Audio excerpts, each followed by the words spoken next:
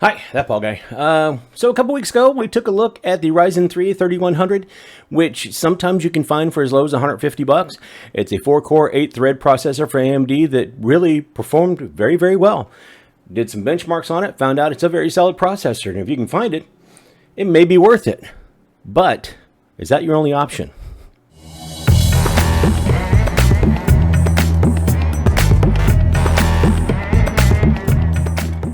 Okay, so obviously it's not the only other option, and one of the things I'm going to do is we're going to explore that, because in my hands is an i3 10105F. Now the 3100 doesn't have a graphics solution, so the 105 or the 10105F doesn't either.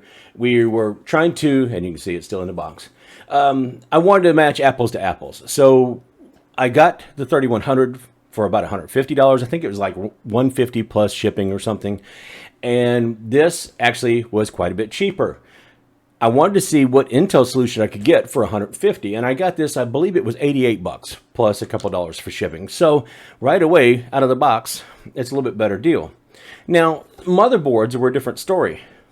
For the AMD motherboard, I went with a Prime B450M, which is the mid ATX version. And so I am trying to pair the i3 here with the same type of board. It's a Prime B560M. But there's some differences. You would think with this being a better board, then it would be a little better, or it'd have more features than the older B450 that fits the AMD. What I'm finding is that's not quite the case. The biggest glaring difference is the back, the rear I/O. On the B450, there's several of the USB 3.0, the Type A, the square ones. And on the B560, there's one. It's got one Type C, and it's got one square Type A. Really? This is supposed to be a comparable board, and newer at that. It's the next generation. And I have to wonder, what gives? What's going on here? Now, this board will fit either a 10 series chip, an Intel chip, or an 11 series chip. The 11 series chip is a PCI 4.0. The older one, the 10, is a 3.0. Now, like the B450 can have a BIOS upgrade, which I already did, where it can take up to the newest series of Ryzen chips, the 5000 series. Most of those are PCI 4.0, and otherwise the older Ryzen chips are all 3.0. What does that mean for you and I? Not much as far as graphics are concerned. You can buy faster SSDs that will read and write much faster with a PCI 4.0 lane than they would a 3.0. But for the most part, it's not going to make a big difference unless you have an RX 6500 XT, which I'm not even going to go there right now. There's plenty of reviews out there that will show you the difference between 3.0 and 4.0 as far as performance and how they managed to do that and handicap that card so bad. Anyway, we're talking about the i3. The 105F is actually a newer version of the 10100. So that's the reason why I went with this, because this was actually just released a couple months ago, even though there's still 11 series and 12 series CPUs out there. So we're going to take a look and see what the benchmarks tell us. So it is a couple days later, and we have done some of our benchmarks, and I'll compile all that and get it all together for you and everything. But some very important things to note. The setup that we're using, I went ahead and put the Intel Core i3 10105F. Wow, thanks Intel. 4-core, 8-thread processor based at 3.7 gigahertz. I put that on that Asus B560 motherboard. I went ahead and added in 16 gig of DDR4 Crucial Ballistics running at 3,000 megatransfers per second. Added an ASRock RX 6600 XT because I don't want anything holding it back. And then we put a 256 gig of Team Group MP3 NVMe slot in there, one of the NVMe drives. Now, you might think, okay, but you tested the 3100 with 3200 speed memory, and you're testing this with 3000 speed. Well, there's a deal with that. Okay, first of all, I put that memory in a different system, and that's in somebody else's house right now. But the second thing is Intel is not nearly as reliant on the speed as AMD parts are. So the AMD, it was more beneficial to the 3100 to have the faster memory, the Intel doesn't really care. Just as long as it's matched memory, it's dual channel, it should be fine. And we're going to show you some results that kind of bear that out. So, yeah, don't worry. It's still going to be okay. We went ahead and Shadow of the Tomb Raider was the first thing, and right away we start to see a little bit of a gap forming with the Intel Core i3 as opposed to the Ryzen 3. Borderlands 3 was next, and we still managed to see a little bit of a gap there. And still, gameplay and everything, and just playing around with it was fine. These are benchmarks, but I went ahead and did a little bit of gameplay on the side a couple times too. Far Cry 5 is one thing I just ran the benchmark on, but again, we're seeing a gap with that Intel as opposed to the 3100. Now, also keep in mind, these processors are not that far apart in age. The 3100 is just the previous series from AMD, and the 10 series, even though it's a 2 series back, it really was only about a year and a half, 2 years ago for Intel. We go ahead and we move on to Forza Horizon 4. No, I don't have 5 yet. The other thing that makes me hesitate about getting Far Cry 6 and Forza Horizon 5 are the fact that I've got all my benchmarks on the 2 previous models. So Forza Horizon 4, Far Cry 5, and again, we're seeing the Intel outperform the 3100. World War Z was a little bit of a difficult thing.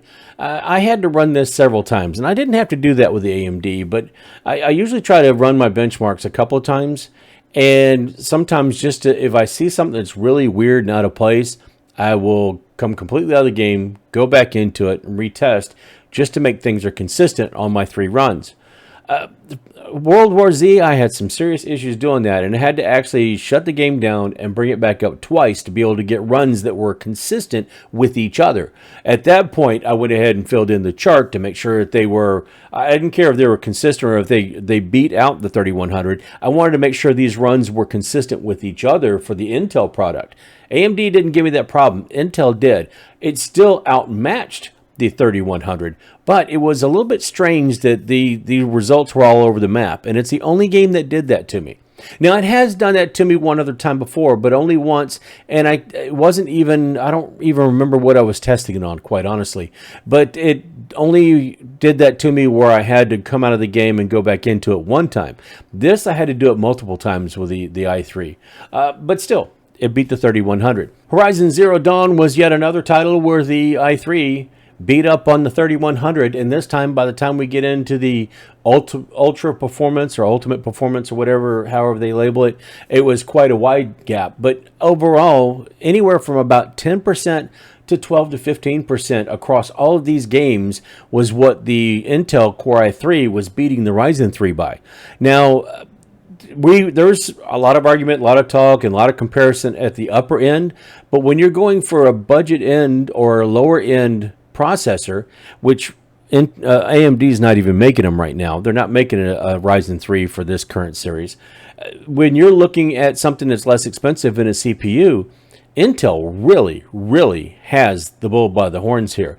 They've got an outstanding lead, and keep in mind also that the 3100 I found for $150, and it was hard to find. Whereas these 4-core 8-thread Intel products, I can find all day long, and this one only cost me $88.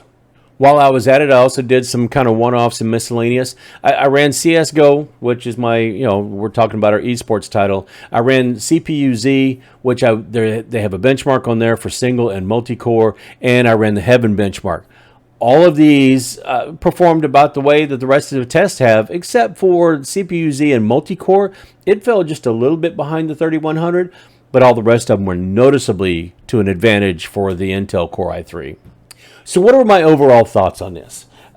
My overall thoughts are, if you have to start out with a budget to get a CPU and a motherboard, and you have to spend that extra money on your GPU, so you have to spend a little bit less on your CPU and motherboard, you're not doing a bad job going brand new. on these lower core counts, the 4-core 8-thread. Whether it's the AMD or in this case the i3 10105 or 10105F, however we want to say it, it's a solid little CPU and it does a great job. 4 cores, 8-thread is more than enough to handle all these games. They were all playable. They all had really, really good frame rates. And except for World War Z, it was all consistent.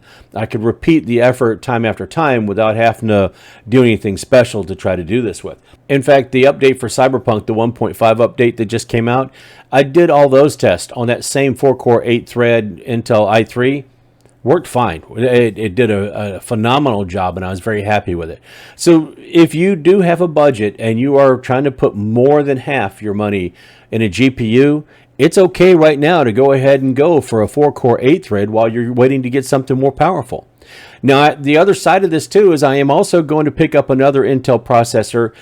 I paid $150 for the Ryzen 3, so it's only fair to pay $150 for the Intel, right? So the next one's going to be whatever I can buy for $150. So if that ends up being a 6-core 12-thread i5 somewhere, whether it's a 10 series or 11 series, it'll fit on the same motherboard. I'm going to have to try it out, right? It's only fair. So that will be the next test I do, so stay tuned for that. If you're not already subscribed, go ahead and hit that red button down there. Really trying hard to get up to 500 so I can get on the affiliate programs, and then 1,000 so I can get monetized. So you'll probably hear me mention it a lot. But if you got anything out of the video, found it interesting, or thought, oh, I just didn't know that, throw a like on it. AMD, there's been a lot of talk about AMD lately, but the Intel processors are still solid processors. Don't forget to visit me on the other socials. Like I said, thumbs up if you don't mind. If you have to leave me any kind of thumbs down, that's okay. Leave me a comment, let me know why. Or just leave me a comment and tell me if you were considering any of this, or if you're building something or upgrading something, or I don't know, just kind of surprised that it was that good of a processor compared to the AMD version. It surprised me. That's all I can say. In any case, that is all I have this time around. And until next time, I'll see you later.